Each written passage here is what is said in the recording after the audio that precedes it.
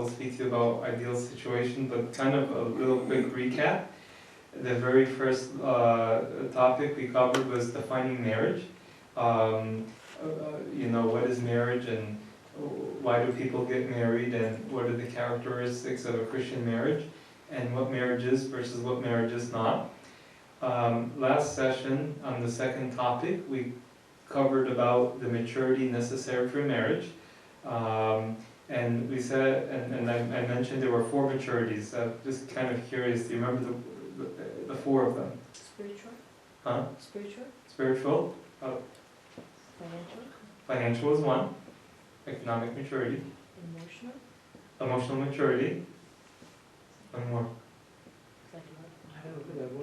Huh? That's it. Oh. No, it is Oh.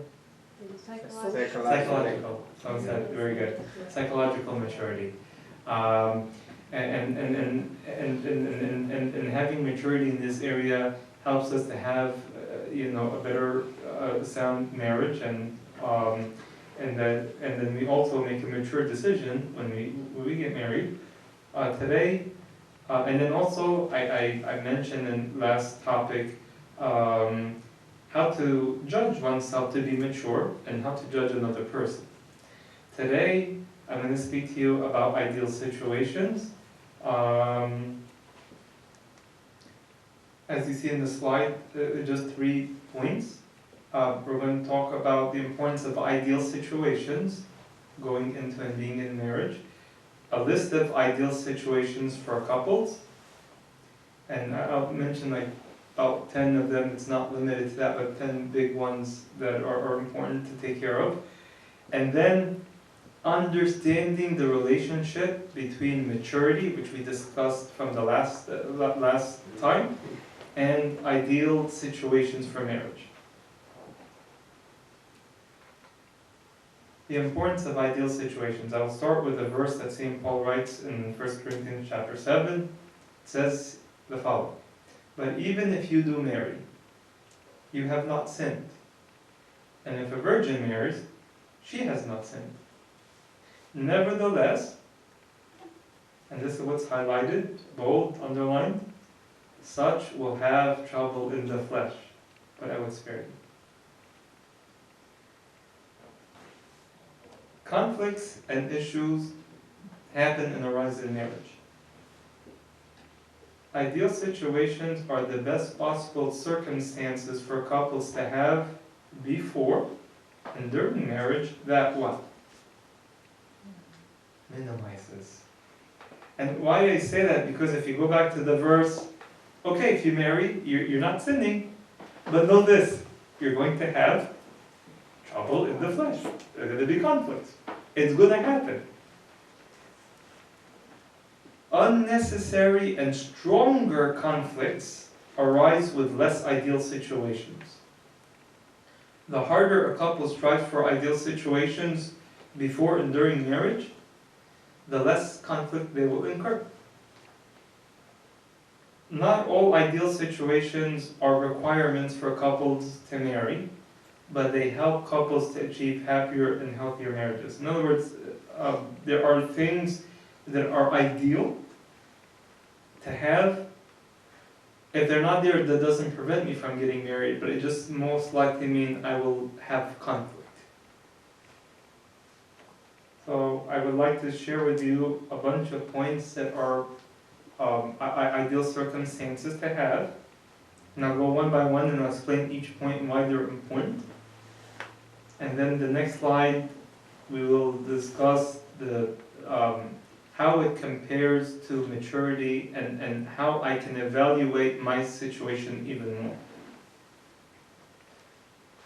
Number 1, what's ideal is that both are mature, the 4 maturities that we mentioned, for marriage. I'll give you an example. Let's say you have a spouse that matches all 4 maturities. Very spiritual, very, logic in their thinking, very well in their emotions and expressing themselves, very well in the way they deal with money. And then they marry someone let's say, that has a very strong or immature in their emotions. So let's say, for example, a mature wife marries a husband that when he gets angry, he can slap his wife in the face. Yes or no? Will this cause conflict? So in an ideal situation, both should have. Even if one has all four and another one is lacking in one of the maturities, it's going to bring conflict. It's going to bring conflict. If both are not mature, you're going to have more conflict. So the importance of here is, number one, I need to work on myself to mature and grow and you know, act in a mindful and mature way. This way I bring less conflict in the marriage. And when I choose someone, I have to pay attention to that. You can't like different qualities and see there's a certain kind of weakness. Well, it will bring conflict. At the end of the day, it will bring conflict. So ideally speaking, now is everyone going to be perfect? You're not going to marry a perfect person. That's the only perfect spouse out there is Christ. Christ was the perfect spouse, and the church, the bride, is not perfect either. But other than that, you will never find a perfect spouse other than my wife or you know, so it's important. Or the Lord Jesus Christ. It's recorded. But it's ideal that both are mature. Both are mature. The second point, that both have similar goals and priority. God, family life, work, etc. I'll give you an example. Would you say this could be conflict if, for example, the one spouse wants to have family time, and the other spouse wants to work all the time? Will this bring conflict? Will that bring conflict? If, for example, if one spouse has their goal in life is God first, family second, work third, and the other spouse is, well, fun life first, and then work, and then family, maybe God. Will conflict, because you don't have the similar goals. They're conflicting. And the same is true in the next point, similar lifestyle and background. If you have a similar lifestyle and background, it's ideal circumstance. You think the same, you joke the same, and between the similar goals and priorities and similar lifestyle, what it affects in the marriage, it meeting expectations and having common activity. And what do I mean? If I'll speak for myself, when I wanted to get married and I was looking for a spouse that would be, very involved in the church. I love being in the church. I grew up my whole life growing up in the church and serving. And I wanted to marry someone on the least not going to be in my way to serve. Maybe it doesn't have to match me exactly, it'd be even greater, but for my benefit, I did marry a spouse that was also very involved in church since her young age. Church is her life, God is her life. So there's no conflict there. But imagine you have one that's very into the church and the other spouse not into, and then you're having kids. Hey, mommy, how come daddy gets to stay home and sleep? Why can't I stay home with him? And she's trying to raise him. No, you need to have raised in the church. They're in conflict. But when you have similar background, similar goals, similar priorities, your expectations are being met. And because if expectations are not being met, we then have conflict. Also has to do with the long-term in common activities. And I'm not just limiting it to just spiritual. If I'm an outgoing person, and I'm about fun, and I'm about going out and and then my spouse is about, I just want to stay home. If I'm a sociable person and my just wants to stay home, is that going to bring conflict? So when you have similar everything, less conflict. In particular with activities, one of the growing rates of divorce in America, when they did there was a research I was reading, they call it the Great Divorce. It's the people that are married 25 years or more, and they're noticing that they're having a higher tendency of divorce. And when they start to see what's going on with this group, why is this happening? They found common things that you find with younger groups that are marrying and divorcing at less years of marriage, like the money problems, adultery, a lot of fighting. But one thing that stood out with this group that you don't find it really in the younger marriage group, that nothing common. What's usually common between a husband and wife? What's common between your parents? The love for each other and for God. Huh? The love for each other and for God. What's common between them? The kids, Huh? the children. And so what happens is when the kids grow up and they leave the house, I don't need to stick around anymore. I was just doing it for my kids. Because instead of living with a partner, I'm more like I'm living with a roommate. You're in your own world, I'm in my own world, you have your thing, I have my thing, nothing common. And that's why the expression goes, a couple that prays together, sleeps together, laughs together, eats together, vacations together, everything together is a couple that Stay together. stay together. And that's important. That's important and that's an ideal. Now one thing I did not mention here, personality. I didn't say you have to be similar personality. Actually, on the contrary, it's better to be opposite, not similar. That's why a man marries a woman, two different distinct personalities, two different natures.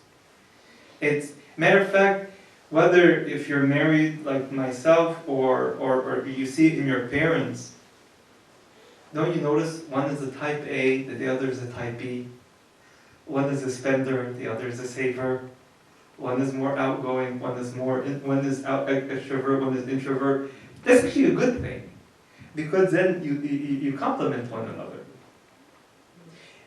And you can be that different in personality, but you have a similar goal. That's why, as when it says in St. Paul writes, that we are, even as a church, we are many members with one in the one body of Christ. One goal, Christ. But we're different members. And even St. Paul would say, you know, can the ears wish it's the eyes? Then if the ears is the eyes, then where's the hearing? If the feet says, I wish there's a heart, where's the walking? So having different in the personality is a healthy thing. But having with the different personality the same goal, the same lifestyle, and ideal, you know, then you're less likely to have conflict. Next point. Having the blessing of parents. And I mentioned here, as you see in the slide, Isaac versus Samson.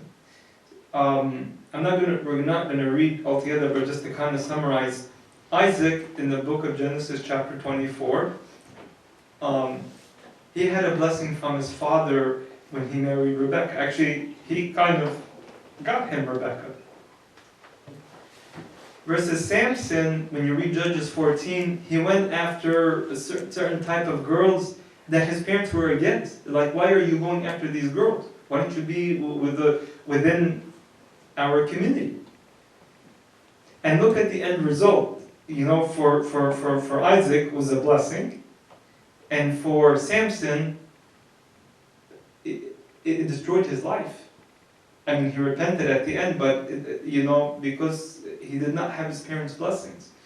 And I will say blessing on 3 levels. Number 1, you can have blessing mom of dad of, this person's wonderful, don't mess it up. Number 2, not my number one choice, but okay. Or number 3, over my dead body, I'm not attending your wedding. And I've actually seen that happen. I've seen that experience. What I can tell you from now experience,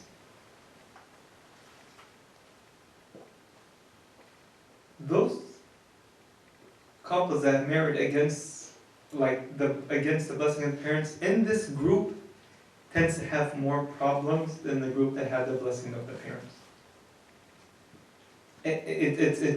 I'm not saying it can't be a successful marriage. I'm just saying it does bring more conflict. And matter of fact, we've seen some cases where the parents were like, we're against this, we're against this, we're against this, and then the marriage happened and end up with the marriage not succeeding. We tend to see this in the group. It doesn't mean it won't be successful. It will come with a lot of conflict. Yes, Nadine? So if you as Abuna don't get the parents' blessings, are you able to say, I'm not able to marry you? It needs to be taken on an individual case, but at the end of the day, if it's 2 grown adults, the church's not going to stop it. We would probably recommend, if your parents are at the level 3, over my dead body, I'm not attending your wedding, I will tend to tell that young man or young woman, at least get your parents to go to the next, okay. If you get that, but you need to consider, and that's a whole separate subject, but again, if God has removed the peace from this, it may be a warning sign. I would tell any youth, you need to consider your parents' feelings. And again, it comes back to these 2 stories.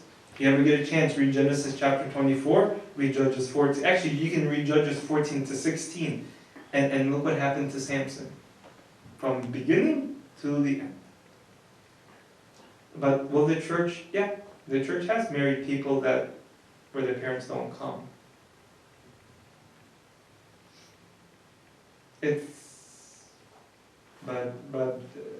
And I would tell any individual, seek counseling for that, with a priest and see how to come up with this. And in some cases, some of the children have obeyed their parents, although it would be upsetting for them, but you know what, I can't go against my parents' wish, and they don't get married. Only to later, God has blessed that too. We've seen that also. The next ideal situation, both have completed their education. Why I'm saying this, and matter of fact, this is why a lot parents keep pushing on their kids, get your school done. Because, from 2 perspectives. If I'm done with school and my spouse is done with school, we can reach our maximum potential in life. You have better opportunities. If you're doing well, does that cause less burden on the marriage? Yes. Financially, just that from one aspect. I'm just speaking from one aspect.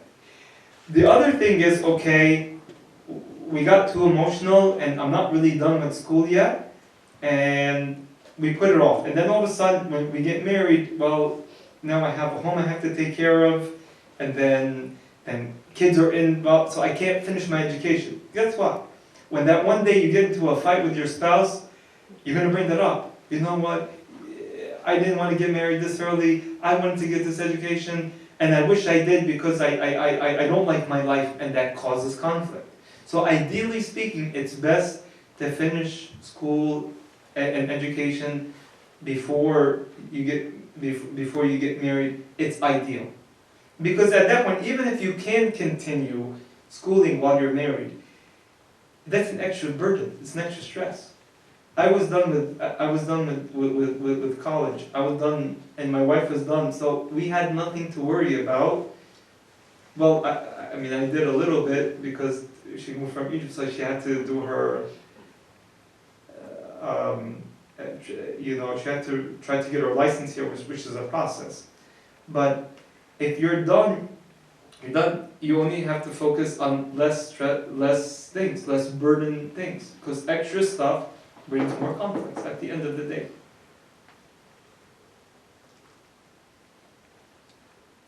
Next point, both can financially support for themselves, and then put that in parentheses for a reason, a marriage and family life. I know it sounds silly, but if you can't afford basic things, is this going to bring conflict? Of course. Okay. Normally, there are two ways we can take care of the house. I can work, spouse can work, and we can take care of ourselves. Another possibility is what? Mommy and daddy give you money. Yes, mom and dad. But that's why I put in parentheses, but that too can bring conflict. Yep. I'll give you an example.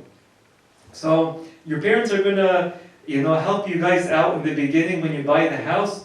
You can just, you're able to, let's say, bare minimum, get the rent through. But your parents are gonna help get you furniture. Okay. So, they decide to go to a certain furniture store, and instead of the leather couch that you want to get, they're gonna get you the cloth couch. You're gonna bring conflict?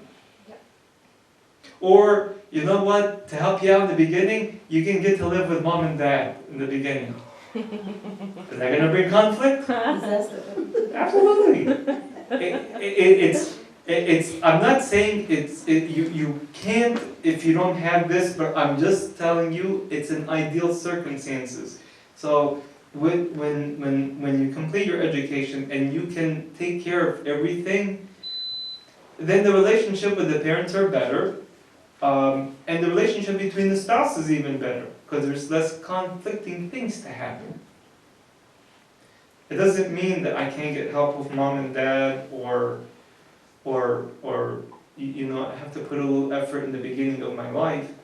It'll come with a struggle, but in the ideal circumstances, this is the best way to be.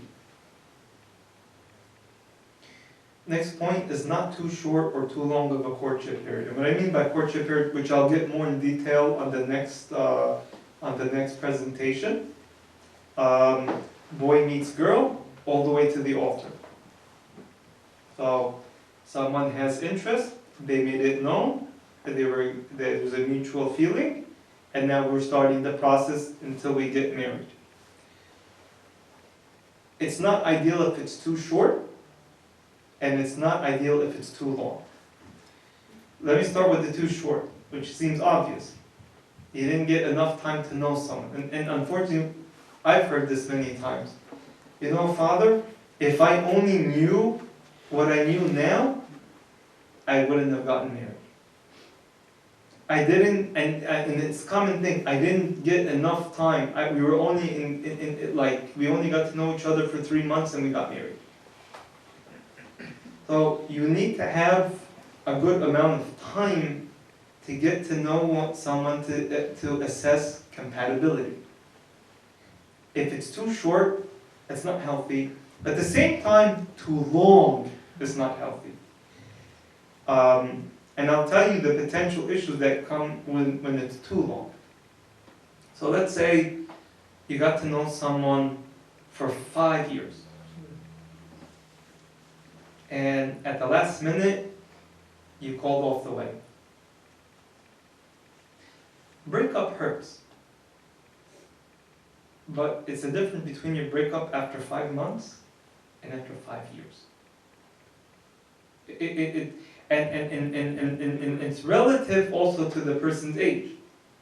So if I got to meet someone at the age of 20, in theory, and we broke up at 25, when I turned 25, to the person who's 25, that's 1/5 of my life. All that time, all that energy, all that emotions that were put into this, it psychologically will affect you. But if it was 5 months, yeah, we'll be still hurt, and it's painful, but it's easier to get over, and it doesn't scar. It doesn't scar. So one other issue that comes with long term, and that brings conflict, is keep in mind, going back to the first topic, what is marriage? Do you remember one of the two main reasons why we married? Remember the first topic? I mentioned 2 points according to Saint John Chrysostom. To prevent sin. Huh? Prevent sin. Or keep away from sin. Yeah, someone said it. Yeah. Overcoming sin. Because, as St. Paul said in 1 Corinthians 7, it's just better to be married exclusively to Christ, but because of sin, let a man have a wife and a woman have a husband. So, if you're getting to know someone, which this is very normal, as time goes by, more feelings start to develop. This is normal. That's actually a good sign. The thing is, before marriage, you can't act upon that. But the longer you keep going, you almost can't take it anymore. So then things start happening, and that will bring conflict into the relationship and into the marriage. So I can't give you an exact number, but I'll just tell you from my humbled experience. Probably you should not marry within 6 months, not less than 6 months, but not longer than 2 years. If you actually do it right, you don't need 2 years to figure out if this person's right or not. If it's done right. For myself, I started to talk to my wife in September 2005. First week, September 2005. We got married at the end of July 2006, about almost 11 months. It was enough time to get to know each other, assess the relationship. We had a lot of good ideal circumstances, a lot of, and we came to this conclusion. And at the same time, it was enough time, and not too much where there's no self-control. It was balanced. Next one, actually this is a rule in the church. Age gap is an ideal circumstance issue. It's not recommended that a husband, and I'll explain this, a husband cannot be older than 15 years over his wife, or a wife not older than 2 years over her husband. Now, you might say, well, I know someone that's married 20 years or more. Yes. And in the church now, the way it's set, if there is a case like that, before you get married, you're going to have to go through like a special permission from the bishop of the diocese. Now, depending on the bishop and the rules of the diocese, there are certain, like, I've seen where the bishop will order 3 priests to try to discourage a couple from doing that. And I'll explain why there are issues that come when the age gaps are too big and too far apart. And then I know the other question might be asked, well, how come the husband can be more than 15 years over a woman, but the wife can't be more than 2 years over a man? And just quite frankly, a woman is way more mature than a man. Way more mature. There's 5 years between, there's 5 years between me and Sarah, my wife. And to be honest, my wife will always say this, I have 3 boys in the house. I'm like, really, we have a 3rd child? No, you're the 3rd child. Because that's how, honestly, a woman out-matures a man so much. And that's why you can have that age gap. But what happens when it gets too extended? So I'm going to give you a scenario, and I'll tell you the issues that come up with these age gaps. Let's say you have a 40-year-old man marrying a 20-year-old woman. Okay, so there's a 20-year gap. One thing that that will have is the older spouse tends to treat the younger one, instead of as an equal and partner, more like a child. This is going to bring conflict. Another thing that happens has to do with the maturity difference. So, a 20-year-old lady is going to act like a 20-year-old. And she might even be the most mature 20-year-old on planet Earth. But her way of dealing and acting and being is not going to be the same to the 40, so the 40-year-old husband is going to feel irritated, like, why are you acting like a child? She's not acting like a child. She's actually acting her age, if not even more mature. But that's his perception. So this brings conflict. Another issue that comes that we see when this age gap is too huge. Again, going back to the 40, so it has to do with long term of the health of the marriage. So let's say after they're married, after 20 years, how old is that 40-year-old man? 60. He's 60. How old is that 20-year-old woman? She's 40. She's still young and vibrant. Her skin is still fair.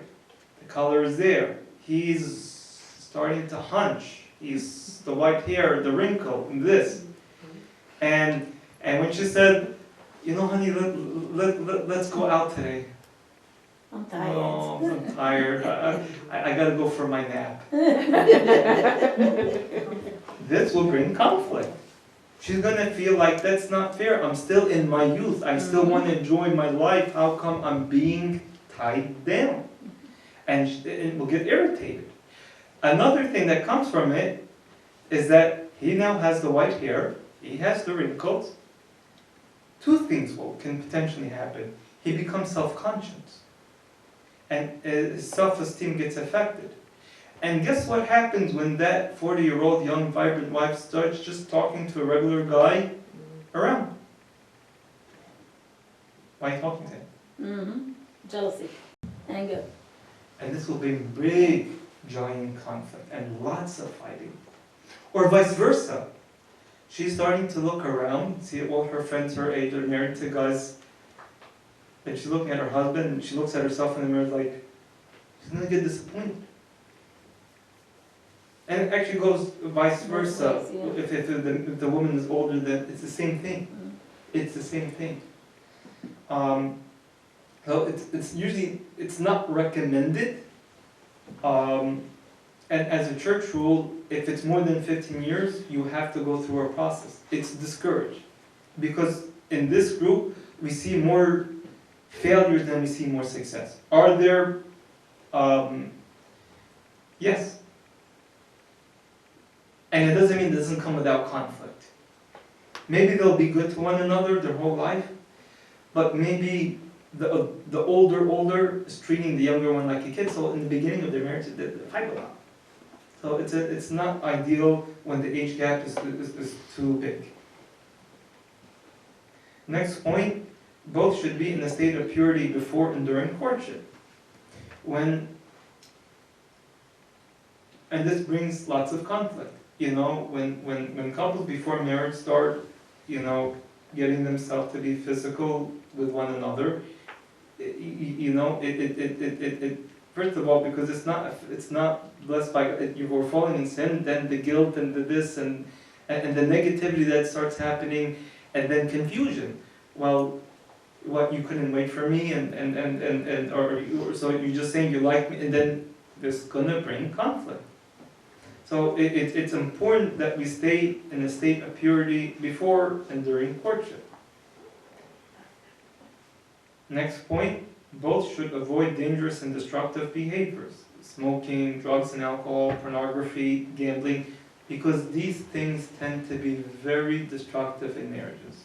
I can't tell you the amount of problems that we see because of alcohol, because of drugs, and actually the big now thing is pornography, and gambling. This destructive in homes. So we need to take care of these things. And how many times even with smoking, a lot of times spouses of smokers, they fight and fight and fight with their spouses because they're smoking. So it's good to avoid, for myself, that I'm not doing this stuff. And two, it's not ideal if my spouse has this issue. So we need to have this stuff taken care of. Proper behavior and boundaries during courtship and marriage too. So what do I mean? if you don't have proper boundaries during courtship, it's number one, it could lead you to sin. And number two, it's a mindset that's going to affect your marriage. I'll give you an example. So let's say you have an engaged couple, and their wedding will be in about a month. And let's say, for example, the guy or the girl has their own apartment and invites their engaged significant other to come over by themselves. That's a boundary that should not be crossed. Even if the idea, well, we're going to get married anyway next month, that's wrong. Because it goes back to the very first lecture I said that in marriage, one of the characteristics of a Christian marriage is monogamy and possession. That's why we say in the prayer in the crowning ceremony, the wedding, in the name of the Lord God our Savior, the founder of the law of perfection, we declare in this Orthodox assembly the union and possession. And what do I mean by possession? And I think I mentioned this example before in the first lecture. If, for example, I go to Publix or Walmart, and for me, I'll tell you guys, I love pineapple. So if I go and I grab the sliced pineapples that are ready to eat, if I eat before I paid, is that right or wrong? Well, you didn't pay for it, first of all. But I'm going to pay for it. Once you're full, you're not gonna be. That's one Take it thing. home. That's one thing. But even if I paid for it, why is it still wrong? Because it wasn't yours to begin with. Wasn't yours. Maybe the pineapple is It bad. didn't switch. Yeah. Huh? Maybe the pineapple is bad. It wasn't yours to begin with. Well, you should be smart and judge before you eat it. But that's the point. Until the transaction happens, and in this case, marriage, until the sacrament where the Holy Spirit joins the two to become one flesh, that transaction does, a man does not have authority over his own body, but his wife does, and likewise his wife doesn't have authority over her husband does. But until that union happens, until that position happens, it's not mine to do that. And just to tell you, even if you end up getting married, but you had that mindset of breaking boundaries, okay, what's wrong with me hanging out with any girl? She's just a friend. That's what's going to happen. If we don't know how to have boundaries and set them right before, it's going to cross into the marriage. And if we don't have proper boundaries in marriage, it will bring conflict and bring utmost pain into our lives. Next point, a major one, both have great communication skills and communicate well with each other. Of all the things that bring couples to a priest office or a marriage counselor, even in my own conflicts with my wife, 80 to 85% of it, communication. It's not a subject that we're disagreeing with, it's how we're communicating with one another. 80 to 85%.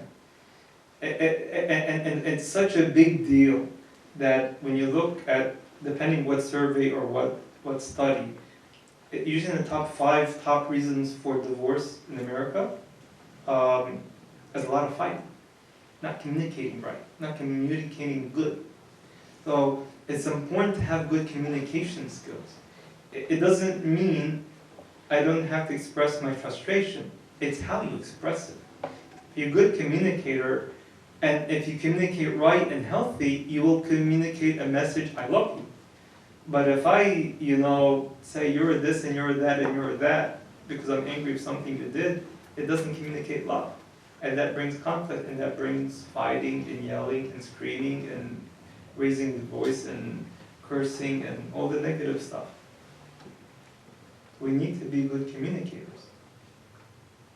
And finally, ideally speaking, all issues and future planning should be discussed before a marriage. How many times I've seen where, and usually the typical thing that happens why they don't talk, well, I don't want to talk about this stuff right now because I don't want to fight over it. Or, I've heard this where someone says, Abuna, I don't want to talk about it because if I do and we disagree, we're not going to get married. Okay, then don't get married. If this is a point of contention, that, because guess what? You're going to face it no matter what afterwards. And you can't avoid the subject. So you need to bring all and everything. Don't hide. Don't, like, if something bothers you, say it. This is, this is bothering, or this is worrisome. But avoiding to talk about subjects and say later, and kick the can down the line, you're going to create yourself problems. Especially before marriage. So it's good to discuss all issues. You have an issue with your significant other, let him or her know. You can't say, well, what are you going to do, like for example, when I say future planning, well, we got to think of our finances, about how much we're going to spend on the wedding and the honeymoon and the reception, and maybe if we're planning to buy a house, or are we renting, and then plan, maybe because I didn't finish school, I'm still planning school, and if we're avoiding to talk about money because it's just not pleasant to talk about it, you're going to create yourself major conflicts. So it's good to have these ideal circumstances. Again, not all of them are rules that must be there to get married, but in the next slide I want to show you how it relates to the maturity that I discussed in the last topic. Now, this is not a scientific graph. I wanted to illustrate something with a purpose. When we look at the vertical line from 0% to 100%, that side is ideal circumstances. The bottom horizontal line, the level of maturity of an individual. What I'm trying to say is, if you remember the verse I mentioned in the very first slide, was that even though you have not sinned in marriage, you're going to have what? Problems. And we want to minimize. So, I'll